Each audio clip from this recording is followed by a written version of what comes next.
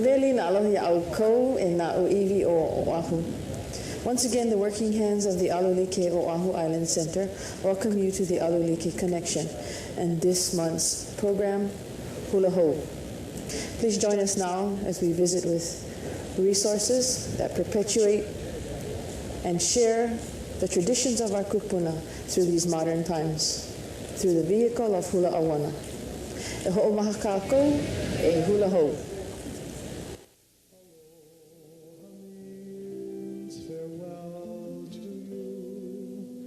Until we meet again. Our Lady of Song, Emma. Our Lady of Dance, Allah.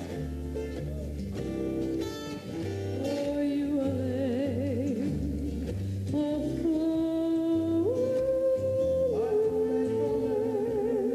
this? Are you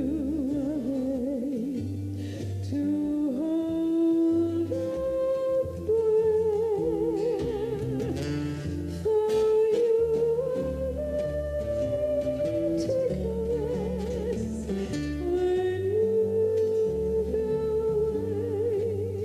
throw your troubles away and be happy and gay. A lay of love I give to you. I am the kuhula of Napole Olikulehua. I have been dancing all my life, and I started originally with hula awana. But at the time that I danced, it was just called hula. There was no specific category for hula kahiko, hula awana. My translation as far as hula awana is concerned is anything that is done to melodic music. You know, something sung, and it can be any kind of music, any kind of instrument can be used for hula awana, whether it be just ipu, just kala'au, just the pu'ili. Don't even have to have a ukulele or a guitar or steel guitar. You know, anything that can be sung is hula awana. We started dancing with the group called Hau'oli Hula Maidens, made up of Antiviki E. Rodriguez, Pauline Kikahuna, and Shari De La Cruz. It was a wonderful experience for myself, you know, that era and that time. And we did a lot of the hulas on the boat, like the Matsu Navigation, the Lurleen, the Matsonia, the Mariposa, that did the island trips. A great part of my life when I was doing a solo was get the tourists up at a luau, teach them to do a few things, and mostly men, and you know, made fun of them being funny and looking awkward. And I got paid for that. Imagine, I got paid for it. And then I met this wonderful person called Maiki Alu Like. And she asked me if I would join her group, the Halal, up at Paradise Park. And we did a luau up there for almost 4 years. And then she asked if I would like to join her Halal and train to become a kumuhula. And at that time, you know, hula wasn't that serious for me. It wasn't until, I guess, around 71, actually 69, that I decided I was going to take it a lot more serious than I did at that moment. And so we trained for almost 2 years, and then she unikied us. We had a uniki down at Kaneohe He'ea. I think it was called Ulumau Village at that time. It was at the time that I became kumuhula that I decided I was going to take things more serious. So I got together a group of ladies, and only through Robert Casimiro. It just happened by accident. He says, I have a group of men, and I have some friends that would like to take hula along with his sister to see Casimiro. And so we got together a group of ladies. I think it was about 12 at that time. And I taught them for this one great big event, which was called Kanikapila. Well, as an art form, you know, when you're a dancer, you begin to appreciate other halal, and then more so yourself, your own halal. And what I've noticed with Allah is that what she teaches is dance.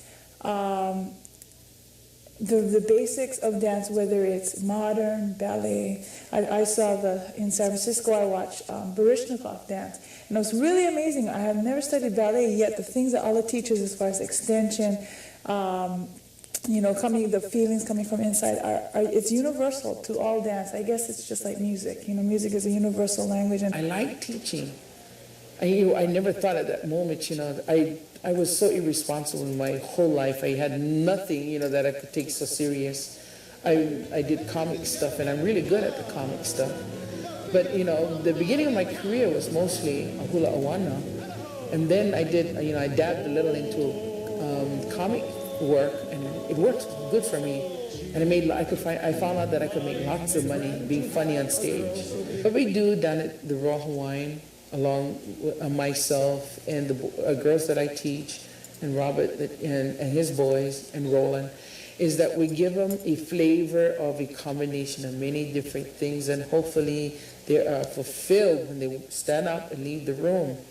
And sometimes they love it so much they come back in again. They love our show, they love our music, which is a plus for us in Waikiki. Local people have this thing about just being in Waikiki. They get turned off to Waikiki itself. And then when they come down, when they feel like they are going to take a gander and come into Waikiki, they're turned off by the traffic. And then when after they get past that traffic, it's the parking. But when they come into our showroom, they seem to change completely their attitude. If they would just give them half a chance, give themselves half a chance and come down into Waikiki, I know they would be fulfilled. Because the tourists love our show. It's very Waikiki, it's very showy, but it's very local. And they would appreciate the show just as much as the tourists that come in. They would love it because we've done a great job, and we've done that. We've done a show locally, special for the local people. We gear our show for the locals, not for the tourists. And then we clean it up so that the tourists will be able to understand our local show. See, that's the secret. To gear our show for the locals first, and then clean it up so that it will be acceptable to the tourist, not acceptable to the locals. And I think Robert and myself and Roland and the kids in the show have done a very good job. But then when you think of all the artists today who are taking the interpretations of songs and then adding melody, adding tune, something rather than something that is very with drum or ipu or whatever the kahiko might be, but then something with guitar and ukulele that has a nice flow to it. And I think our tutus enjoy that, as long as it's nice and flowing and not necessarily jazzed up, and then again it's depending on the hula or the number that's being done. I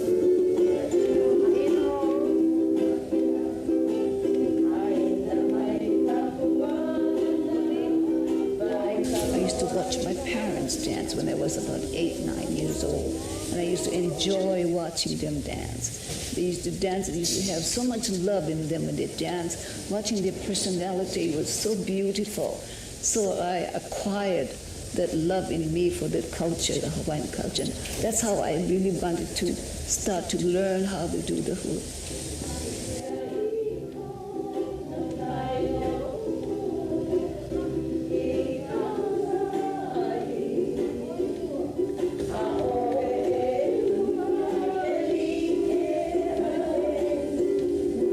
Hula really means doing the hula with music and with love, with grace and poise, and as you dance, you do it with the feeling, with what the words mean, and the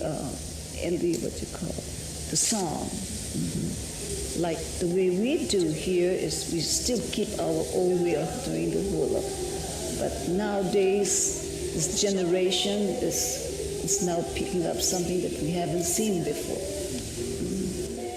I guess because the meaning of the song, like they have some jazz in it, so they have to go with it, I guess. Mm-hmm. But to me, this generation coming, the hula will be more commercialized.